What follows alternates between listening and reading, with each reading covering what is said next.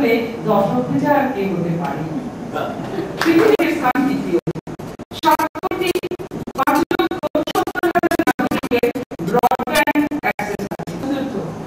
2009-এ 1400 TV স্টেশনের সংখ্যা পাওয়া যায়।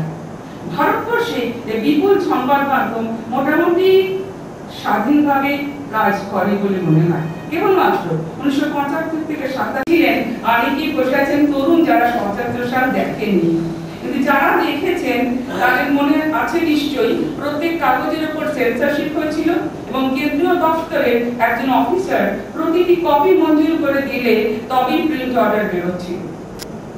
আনন্দবাজারের গৌর কিশোর ঘোষ এবং বরুণ সেনগুপ্ত কারারুদ্ধ হলেন।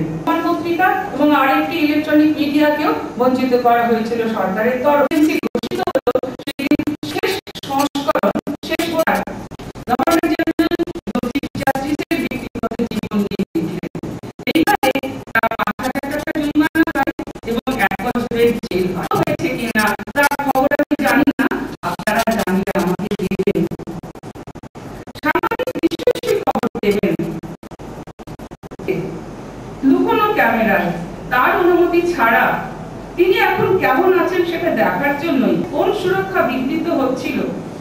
কিছুদিন আগে আমাদের বিশ্ববিদ্যালয়ের এক অধ্যাপিকা অজ্ঞাতে সেটাও খবর হবে নাকি? অতএব সে পুরোনো খবর, পুরোনো তত্ত্বটা চলে না যে মানুষ কুকুরকে কামড়ালে তাহলে খবর হবে, কুকুর মানুষকে কামড়ালে খবর হবে না। কোন মানুষকে কুকুর কামড়াচ্ছে বা কার কুকুর কামড়াচ্ছে ওটা যদি ধরে নিন একটা আমাদের মতো কারো মালিকের কুকুর বা মনে করুন না বিমান বসে কুকুর গিয়ে মমতা বন্দ্যোপাধ্যায়কে কামড়ে দিল, এটা খবর হবে না?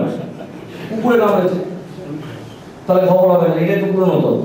ওদের বিষয়টা ওখানে নয়, বিষয়টা হচ্ছে একেবারেই ব্যবসায়িক প্রয়োজনে পুরো বিষয়টা করা। যারা আছেন, যারা সংবাদ মাধ্যমের সঙ্গে আছেন, তারা পুরোটাই ব্যবসায়িক হিসেবে দেখেন। সংবাদ মাধ্যমের বাইরে যারা আছে তাদের শুধু মাথার মধ্যে থেকে এই ধারণাটা বার করে দিতে হবে যে সমাজ সেবাটা সংবাদ মাধ্যম করবে, এটা কখনো হতে পারে না।